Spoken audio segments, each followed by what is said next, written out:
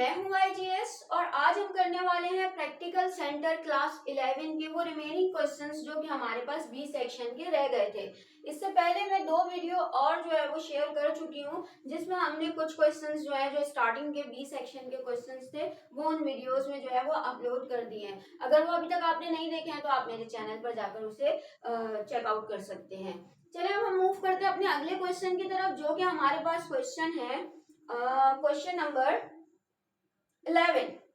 और question number 11 में हमारे पास जो क्वेश्चन दिया गया है वो कुछ ये दिया गया है कि भाई calculate the enthalpy of combustion of propane at 25 degree centigrade from the given information. आपको दी हुई है एक इक्वेशन जो कि इक्वेशन हमारे पास है, यह आपको क्वेश्चन दे दिया गया है। अब आपने क्या करना है, इसे सॉल्व करना है, इसकी एंथैल्पी मालूम करनी है जो कि हमारे पास जो है वो टोटल जो रिएक्शन की फॉर्मेशन ऑफ हीट फॉर्मेशन है, एंथैल्पी है, उसे मालूम करना है। तो भाई हमारे पास जो यूज होता है, मतलब फॉर्मूला जो यूज होता है, ठीक है, हीट फॉर्मेशन का, रिएक्शन का, कि क्या है हमारे पास, तो वो हमारे पास क्या है, वो हमारे पास होता कुछ यूं है कि number of product, total number of product, ठीक है, उसको हम मल्टीप्लाई करते हैं किससे, हीट ऑफ फॉर्मेशन से, किसकी, प्रोडक्ट की, जो भी प्रोडक्ट की है। सही है भाई, ये तमाम चीजें जो है नंबर ऑफ प्रोडक्ट जो है वो क्या होगा, यानी कि टोटल नंबर ऑफ प्रोडक्ट जो भी हैं उनकी जो एंथैल्पीज दी हुई हैं, ठीक है, वो हमारे पास जो है वो एक दूसरे से प्लस होंगी। देन हमारे पास ये पूरी की पूरी वैल्यू प्रोडक्ट की किससे माइनस होगी, रिएक्टेंट के पूरे डेटा से। और वो क्या है हमारे पास, नंबर ऑफ रिएक्टेंट, ठीक है, number of moles of reactant हो गया, multiply by delta H of reactant. जो भी हमारे पास जो है वो हीट ऑफ फॉर्मेशन रिएक्टेंट के हैं उनके साथ हमारे पास ये क्या हो रहे होते हैं, माइनस हो रहे होते हैं। ठीक है, अब किस तरीके से सॉल्व होगा, कैलकुलेटर खोल लेते हैं और आगे इसको जो है वो लेकर चलते हैं। यहाँ पर मैं आपको बता दूं कि ये हमारे पास इस तरीके से उतरेगा और हमारे पास प्रोडक्ट क्या है, प्रोडक्ट कार्बन डाइऑक्साइड है और हमारे पास जो है वो वाटर है। तो यहाँ पर मैं क्या करूंगी, कार्बन डाइऑक्साइड मेरे पास कितनी है भाई, कार्बन डाइऑक्साइड मेरे पास है 3 मल्टीप्लाई बाय कार्बन डाइऑक्साइड की वैल्यू है मेरे पास -393.5 किलोजोल, अच्छा किलोजोल पर मोल मैं अभी नहीं लिख रही, ठीक है भाई। साथ में ये प्लस होगा किससे, वाटर के साथ, वाटर क्या है 4 मल्टीप्लाई बाय, मेरे पास वाटर की क्या क्वांटिटी दी हुई है, -285.8। सही है भाई, ये तो क्या चीज हो गई मेरे पास, प्रोडक्ट की बात हो गई। अब रिएक्टेंट को देखते हैं, हमारे पास रिएक्टेंट क्या है मेरे पास, देखिए ऑक्सीजन की कोई नहीं होती, ऑक्सीजन 0 ही होता है, इसलिए ऑक्सीजन को हम लिखेंगे नहीं। तो यहाँ पर सिर्फ और सिर्फ C3H8 है जो कि कितने मोल है हमारे पास, सिर्फ और सिर्फ एक ही मोल है, और है कितने ये मेरे पास -103.9। तो इसको हम इसी तरह ही लिख देंगे 1 मल्टीप्लाई बाय -103.9। ठीक है भाई, अब क्या है, इनको कैलकुलेट कर लेते हैं हम कि इसकी क्या कैलकुलेशन आ रही है। जब 3 से हम इसको मल्टीप्लाई करेंगे तो हमारे पास जो वैल्यू आ रही है वो आ रही है -1180.5। ठीक है, ये वैल्यू इसकी आ रही है, ये हो जाएगा प्लस, और यहाँ पर मेरे पास जो वैल्यू आ रही है वो आ रही है -1143.5। सही है भाई, ये वैल्यू हमारे पास प्रोडक्ट की हो गई और साथ में वो रिएक्टेंट की वैल्यू को ऐसे ही लिख देते हैं जो कि हमारे पास है माइनस माइनस आपको पता है प्लस हो जाएगा, तो ये हो जाएगा 103.9, क्योंकि देखिए ये भी माइनस में है और यहाँ पर भी माइनस है और माइनस माइनस हमारे पास प्लस में चला जाता है। फिर चले अब हम इसको सॉल्व करके देखते हैं। अगर मैं इसको देखूं तो ये भी आपके पास क्या होगा, माइनस होगा, क्योंकि ये प्लस है ये माइनस है। तो यहाँ पर मेरे पास जो वैल्यू आ रही है वो आ रही है -2324 प्लस 103.9। अब इनको देख लेते हैं, प्लस 1 जो वैल्यू आ रही है डेल्टा एच की वो आ रही है -2220.1 किलोजोल पर मोल। ठीक है भाई, ये मेरे पास जो है वो इसकी वैल्यू आ रही है। अब हम अगला क्वेश्चन देख लेते हैं, हमारे पास जो है वो अगला क्वेश्चन क्या है। ओके जी, अगला क्वेश्चन इसी का ही और करके हमारे पास a thermochemical process is carried out at constant pressure of 2750 newton पर मीटर स्क्वायर प्रेशर। एक कांस्टेंट प्रेशर पर काम हुआ है जो कि हमारे पास है 2750 न्यूटन पर मीटर स्क्वायर। ठीक है भाई। फिर उसके बाद इन्होंने कहा है if it absorb 15420 joule heat, यानी कि तकरीबन इतनी हीट एब्जॉर्ब कर रही है। देखो भाई मैं पहले ही बता चुकी हूँ, हीट अगर एब्जॉर्ब हुई है यानी कि एंटर हुई है तो प्लस में होगी। फायदा हुआ है ना एक चीज का कि एक सिस्टम के अंदर हीट आई है तो वो प्लस में होगी, और अगर हीट रिलीज हुई होती तो नुकसान होता ना भाई, एक चीज बाहर चली गई है आपके सिस्टम से, एक चीज निकलकर बाहर चली गई है तो लॉस हुआ है, तो उसको हम नेगेटिव में काउंट करते हैं। ठीक है भाई, तो यहाँ पर एब्जॉर्ब हुई है तो हम इस क्वांटिटी को प्लस में लिखेंगे। ये मेरे पास प्रेशर है, मैं इसको एटमॉस्फेयर में चेंज करूंगी, और मैं ऐसा क्यों करूंगी क्योंकि आपको पता है कि चलिए मैं अभी आगे बताती हूँ कि ऐसा क्यों होगा। फिर मैं आपको बता दूं, आगे क्वेश्चन पढ़ते हैं कि which volume increase by 0.47, volume increase हो गया है, कितना इंक्रीज हुआ है वो बता दिया है, कितना था और कितना हुआ ये नहीं बताया, ये बताया कि इंक्रीज चेंज ऑफ वॉल्यूम कितना है, तो वो 0.47 मीटर क्यूब मीटर। और हमें से जो है वो डेल्टा मतलब जो है वो क्या पूछा है, इंटरनल एनर्जी पूछी है। देखिए नॉर्मली तौर पर इंटरनल एनर्जी किसके बराबर होती है, ये होती है Q प्लस W के। ठीक है भाई, और मैं आपको ये भी बता दूं, इन्होंने एक और चीज भी इधर मेंशन की हुई है, विच वॉल्यूम इंक्रीज। वॉल्यूम इंक्रीज का क्या मतलब होता है, वॉल्यूम इंक्रीज का मतलब ये होता है कि हमारे पास वॉल्यूम बढ़ा है, ठीक है, यानी सिस्टम ने काम किया है, एक्सपेंड हुआ है, और जब सिस्टम काम करता है तो W की वैल्यू नेगेटिव में आती है। ठीक है, और यहाँ पर एक और चीज भी मैं बता दूं कि W बराबर होता है P डेल्टा V के। ठीक है, कब, जब हमारे पास एक्सपेंडेशन हुई होती है, माइनस P डेल्टा V के। तो अगर मैं W की वैल्यू यहाँ पर लिख दूं तो ये हो जाएगा delta E is equal to Q plus P, और प्लस तो होगा ही नहीं क्योंकि माइनस में, यानी कि अगर इस तरह करूं मैं माइनस P डेल्टा V, तो वही बात है, ये प्लस माइनस क्या हो जाएंगे हमारे पास, ये हो जाएगा माइनस।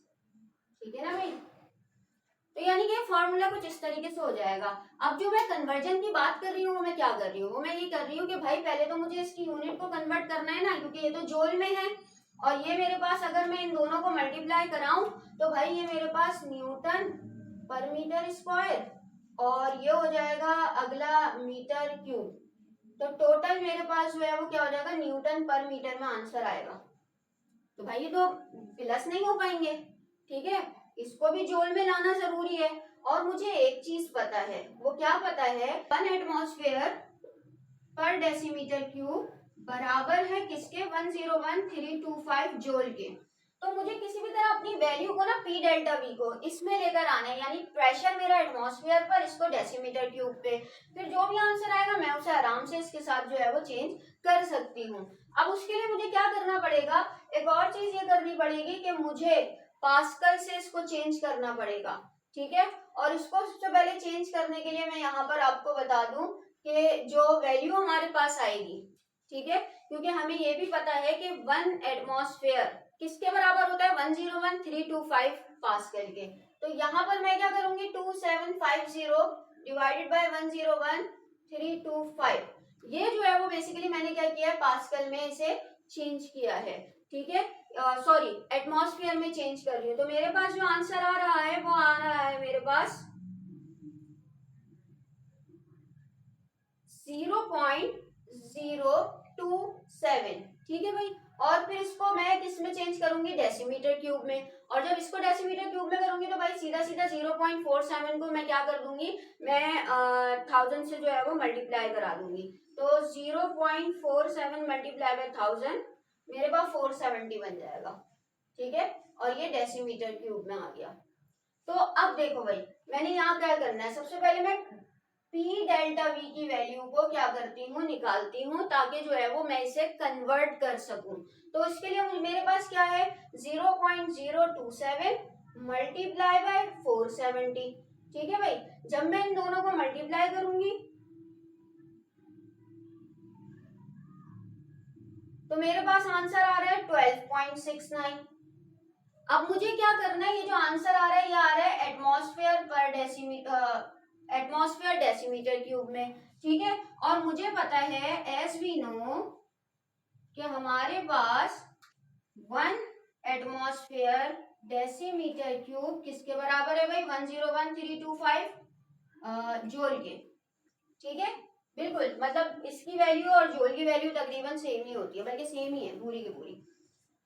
अच्छा जी, अब हम क्या करेंगे, तो 12.69 एटमॉस्फेयर डेसीमीटर क्यूब कितने जूल के बराबर होगा, तो उसके लिए मैं क्या कर दूंगी कि 12.69 मल्टीप्लाई बाय 101,325, ठीक है भाई, मल्टीप्लाई बाय 101,325।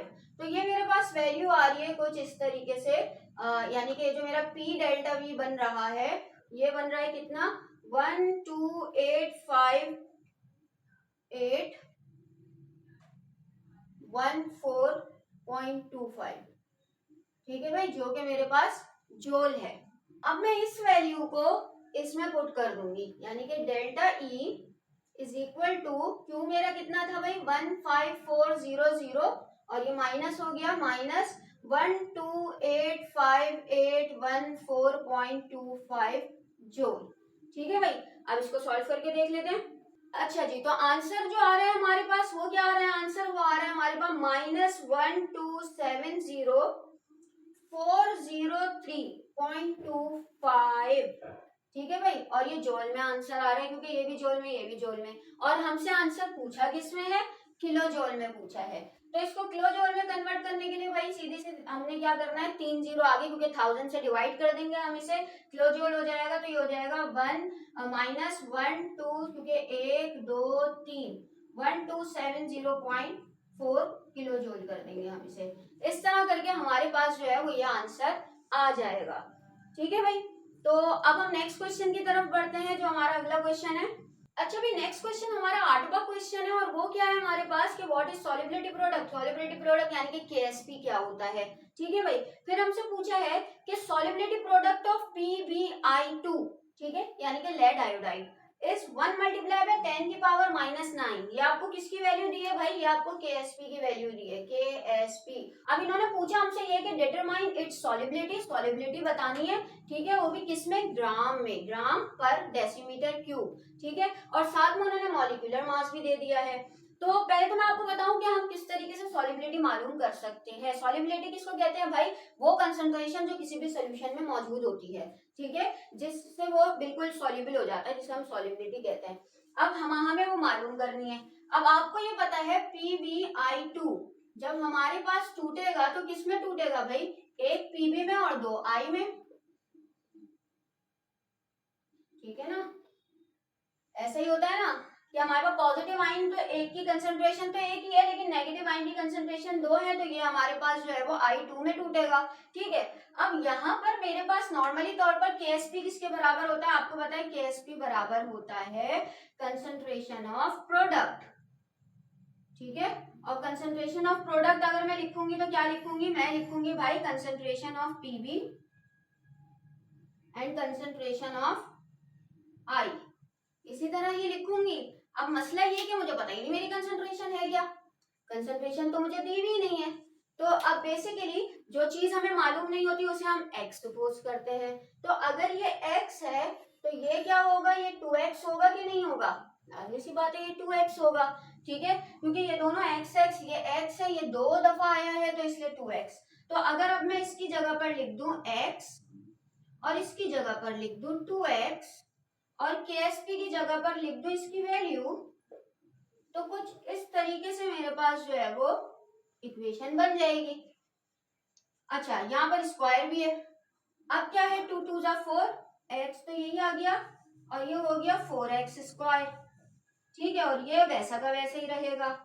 इस तरह आपको पता है कि जब हमारे पास जो है सेम होती है, बेस सेम होती है, तो पावर प्लस हो जाती है, ठीक है। तो ये मेरे पास आगे जाके क्या हो जाएगा भाई, ये मेरे पास हो जाएगा 1 मल्टीप्लाई बाय 10 की power -9 is equal to 4x3, सही है भाई। अब क्या होगा मेरे पास आगे, आगे 4 को इधर लेके जाऊंगी, 1 मल्टीप्लाई बाय 10 की पावर -9, 4 डिवाइड हो जाएगा, x3 यहाँ आ जाएगा। और जब ये डिवाइड होगा इससे, तो ये तो आपको पता है 1 को जब 4 से डिवाइड करते हैं आता है 0.25 मल्टीप्लाई बाय 10 की पावर 9 इज इक्वल टू, ये हमारे पास जो है एक्स क्यूब था तो ये एक्स क्यूब ही रहेगा। और अगर मैं इसको एक और चीज भी करना चाहूँ कि मैं क्यों ना इसको 2.5 करके मल्टीप्लाई बाय 10 की पावर को जो है वो मैं क्या कर दूं, -10 कर दूं, ठीक है।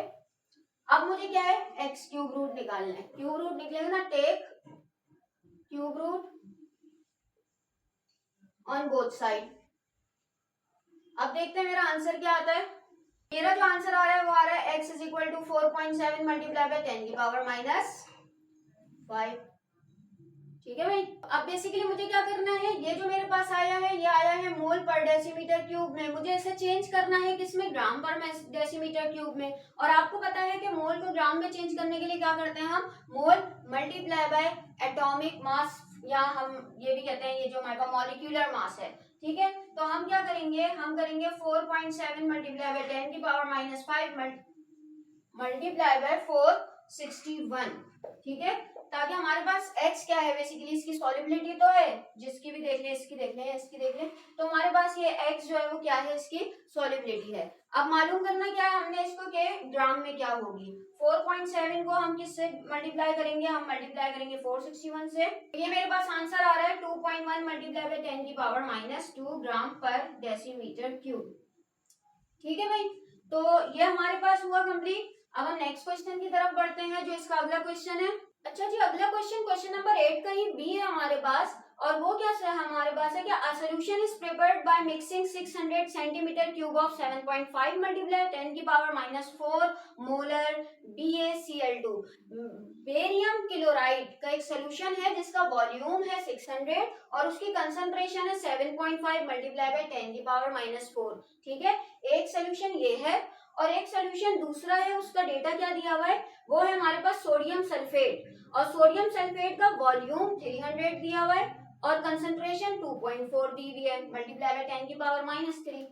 ठीक है भाई, और ये कंसंट्रेशन देने के बाद हमसे क्या कहा है इन्होंने, will a precipitate of barium sulphate is form, क्या बेरियम सल्फेट की पीपीटी बनेगी। ठीक है, एंड देन हमसे क्या कहा है कि हाँ KSP हमें दे दी है, और आपको पता है KSP हमारे पास दो चीजें, हमें कैसे पता चलता है पीपीटी बनी है कि नहीं। KSP की वैल्यू अगर आयोनिक प्रोडक्ट से छोटी होती है तो पीपीटी बनती है। ठीक है भाई, और KSP की वैल्यू अगर बड़ी होती है आयोनिक प्रोडक्ट से तो भाई पीपीटी नहीं बनती। ये सिचुएशन है। अब मसला ये है कि मुझे पता तो चले कि मेरी पीपीटी बन रही है किसकी, बेरियम सल्फेट की, जो कि मुझे दिया हुआ ही नहीं है। मुझे ये बताया इन दोनों को मिलाकर बेरियम सल्फेट बन रहा है, तो अकॉर्डिंग टू इक्वेशन भाई मैं इतना तो जान ही सकती हूँ कि हमारे पास जैसे कि ये दिया हुआ है बेरियम क्लोराइड, ठीक है, और दूसरा दिया हुआ है सोडियम सल्फेट, तो बेसिकली क्या हुआ होगा, बेरियम सल्फेट बना होगा, यानी कि ये मिला इसके साथ, ये मिला इसके साथ, और दो NaCl बन गए होंगे। ठीक है, ये इस तरह बन गया, इन दोनों से ही बना है। तो यानी कि बेरियम मेरे पास कहां से आया है, इधर से, और सोडियम आया है इधर से। ठीक है, और आयोनिक प्रोडक्ट मालूम करने के लिए मुझे बेरियम सल्फेट की आयोनिक प्रोडक्ट मालूम करनी है, तो भाई कैसे करूंगी मैं, वो ऐसे करूंगी कि मुझे बेरियम की और सल्फेट की जो है वो क्या निकालनी पड़ेगी, कंसंट्रेशन, और इसकी कंसंट्रेशन तो दी हुई नहीं है। कंसंट्रेशन किसकी दी हुई है, बेरियम क्लोराइड की और सोडियम सल्फेट की। तो भाई इनका एक फॉर्मूला होता है, वो क्या होता है, वो फॉर्मूला याद रख लें आप, कि हमारे पास solution, sorry, volume of solution, total volume multiply by concentration of compound, इससे हम क्या निकालते हैं, कंसंट्रेशन ऑफ आयन, कोई सा भी आयन है। अब मुझे बेरियम आयन निकालना है, बेरियम आयन किससे निकालूंगी मैं, बेरियम क्लोराइड से निकालूंगी ना। तो भाई अकॉर्डिंग टू दिस फॉर्मूला अब मुझे मालूम करनी है कंसंट्रेशन ऑफ बेरियम आयन। ठीक है, और वो मैं कैसे मालूम करूंगी भाई, इसके वॉल्यूम है 600, टोटल वॉल्यूम कितना है 600, ये रहा 300, ये रहा 600 और 300 900। ठीक है, और मेरे पास इसकी कंसंट्रेशन कितनी है 7.5 मल्टीप्लाई बाय 10 की पावर -4। अब मैं इसे कैलकुलेट करती हूँ, मेरे पास आंसर आया 5 मल्टीप्लाई बाय 10 की पावर -4, इसको पूरा कैलकुलेट करने के बाद। अब इसी तरह मैं किसकी निकालती हूँ, मैं निकालती हूँ भाई अपने अगली उसकी, जो कि मेरे पास है सल्फेट की, और वो किससे निकलेगी। ठीक है, सल्फेट की कंसंट्रेशन मेरे पास जो है वो सल्फेट, सोडियम सल्फेट के डेटा से निकलेगी, कंसंट्रेशन ऑफ सल्फेट, और ये मेरे पास आ गया भाई 300 divided by 900 multiply by 2.4 multiply by 10 की पावर -3। अब मैं देखती हूँ कि मेरे पास क्या निकल कर आ रही है, इसकी वैल्यू मेरे पास निकल कर आ रही है 8 मल्टीप्लाई बाय 10 की पावर -4। ठीक है भाई, ये दोनों चीजें आ गई। अब मुझे सिंपल सा केएसपी मालूम करना है, यानी कि आयनिक प्रोडक्ट मालूम करनी है, सॉरी। तो ionic product of barium sulphate, मैं क्या करूंगी भाई, बेरियम सल्फेट, ठीक है। और यहाँ पर बेरियम कितना है भाई, 5 मल्टीप्लाई बाय 10 की पावर -4। यहाँ सल्फेट कितना है मेरे पास, 8 की मल्टीप्लाई बाय 10 की पावर -4। ये तो मुझे यहीं से हो रहा है, 5 8 जा मेरे पास 40 आता है, तो ये आ जाएगा 40 मल्टीप्लाई बाय 10 की पावर -4, ये मेरे पास -8 हो जाएगा, जिसको मैं 4 मल्टीप्लाई बाय 10 की पावर -7 भी कर सकती हूँ। ठीक है भाई, अब मुझे मेरे पास ये आयोनिक प्रोडक्ट आ गई। केएसपी कितना दिया भाई मुझे, केएसपी एक सेकेंड, 1.1 मल्टीप्लाई बाय 10 की पावर, ये केएसपी है। क्वेश्चन के मुताबिक केएसपी है मेरे पास 1.1 मल्टीप्लाई बाय 10 की पावर -10। तो भाई पावर से ही अंदाजा हो रहा है मेरे पास केएसपी छोटा है और आयनिक प्रोडक्ट बड़ी है। तो हम क्या करेंगे कि हम यहाँ पर लिख देंगे कि केएसपी छोटा है, आयनिक प्रोडक्ट बड़ी है, तो हमारे पास पीपीटी फॉर्म होगी। तो आई होप कि लेक्चर आपको समझ में आया होगा। अगर तो लेक्चर आपको समझ में आया है तो इसे अपनी क्लासमेट्स के साथ जरूर शेयर कीजिएगा। पढ़ाई पर फोकस करते रहिएगा और अपना ख्याल रखिएगा। Thank you.